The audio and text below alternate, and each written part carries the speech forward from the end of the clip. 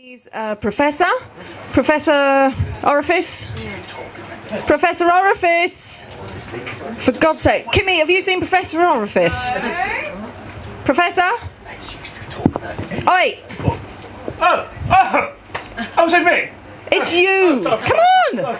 Oh, let me go to the stage. Give me hassle. I was talking to this lovely lady here.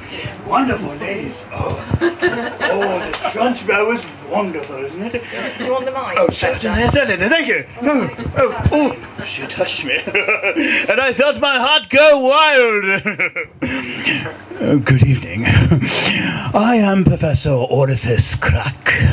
I am the Professor Emeritus of the John Hopkins University in sexual behavior. So, lovely Kimmy here. She's asked me to talk to all of you wonderful people about that nasty little word called... why don't we just put it aside and say that word and get it? Remove the power from that word. Let's all say the word in one gigantic pronunciation, and just that word sex just has a dirty meaning to it, but if we just define it as one word and everybody say the word together, we can rid it of its power among us. So why don't we just say sex? Everybody say sex! Oh, that's wonderful. It feels wonderful to get it out of there, don't you? You should say it again. Sex, sex, sex, sex, sex. Oh, that feels wonderful. Oh, he enjoyed that more than most of us. But, what she wanted me to talk about, I'm sorry, let me put this over here. I'd like to, describe the word, and one of my other favorite words, I'm sorry, let me insert this here. Oh, yes. One of my most favorite words is the word that's not associated with the word sex, but with the word love. So I'd like to tell you about love. But love is such a word that I learned when I was a boy, so unfortunately my memory is rather shorty. So I need a volunteer. If anybody could... thank you, sir. I made eye contact with you. Would you please come up here? It's just a... Come right here. Sit here.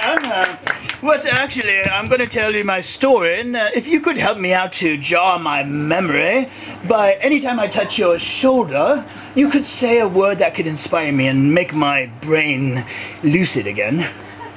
So, example, if I'd say, I remember my first love, she was a wonderful girl. I was just a wee little boy, just a tad boy of the age of... 11. 11. The 1-1 has a very erotic sound of it. It's a kind of a phallic number. When I was 11, I did imagine women as these... untouchable things, unattainable things, but as a child I grew to puberty at 11. Then I met her. Oh, she was a wonderful woman. Dark, tinkling eyes, ruby lips, legs slender that went from her hips all the way down to the floor. And when I saw her, she said to me, "My name is... Ellen." Ellen. And Ellen evoked phallic symbols of 2 L's when I was 11, with 2 vowels on the sides. The synchronicity of her name got me excited, and I said, "Ellen, my name is Orephus. Let's combine our names together and find love." But she said, "Oh, you're too quick. You're too quick. I'm only 11. I don't date older men," because I was 11 and a half at that time. And she said, "Well, I don't want you to go out of my life." But she said, "I can't. I have to leave now. I have to go to... A place name. My first name." She had to go to her first name. She had to go to the immigration office to pick up her first name, because Ellen, I didn't know, was actually not her real name. So I trucked down to the immigration office with her, and I said, "Ellen, if you are not from this country, you are from another country, but I will abide by you, and I will stand by you, even if you're illegal, or if you have to spend 16 hours at the Tokyo immigration office waiting to get your real name. And she said, such devotion to me makes me feel like I could tell you anything. I could tell you about my whole life. So in that span of time, we spent 6 hours at the immigration. We took our number. We took another number. It was called, I just wanted to sit there. I didn't care about time. I wanted to know her, everything about her, her life, her childhood, her prepubescent, imaginative world. And we got to know each other, but not in the biblical sense, but in the mental sense. I knew every bit about her.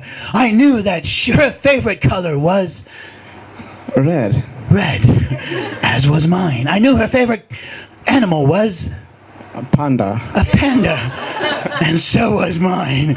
We knew that everything about us, and we knew that we were meant to be together. And I begged her to stay with me, and I had a secret in my pocket that I always carried with me in this moment. And I pulled out of my pocket a Ring. ring. I knew the ring was there, and I pulled it out, and I said, even though it was 11, it was my old dead grandmother's ring, but it didn't fit on her little finger, it didn't fit on her it could only fit on her thumb. When I put it on it, she said, okay.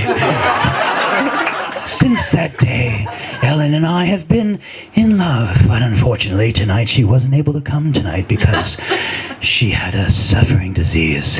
It affected her part of her body. Liver. Her liver.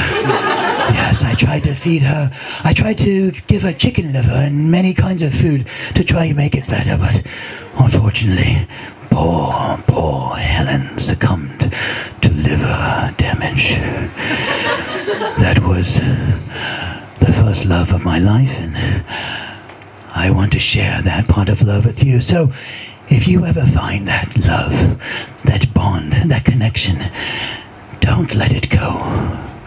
Capture it, no matter where it is, and hold it forever.